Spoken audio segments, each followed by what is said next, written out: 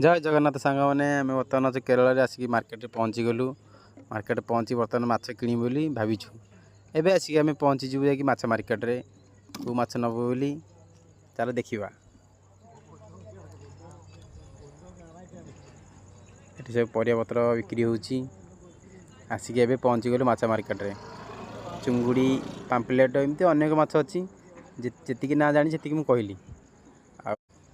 माछ सब बेले खाऊँ तो आज आम इच्छा होता ना रोही रोही हूँ किलो हूँ 270।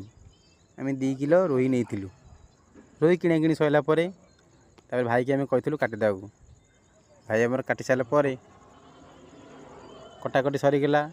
आम चलीगलु सुपर मार्केट जाकि बास्केट बर्तमान कौटे अच्छी खोजा लगिलु।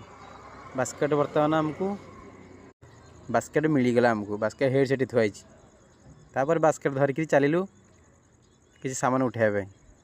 सामान कि सामान नवा चिंता करी जाकि पहुँची गलु कौटी ना तेल नापी आसिक ऑयल जगह पहुँची गलु। आम नबार थिला ऑयल तापर एमती कि विभिन्न प्रकार सामान नबार थिला। किसी शॉपिंग करदेलु। शॉपिंग कर सारा पर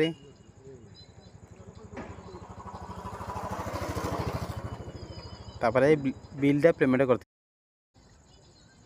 चल रूम को।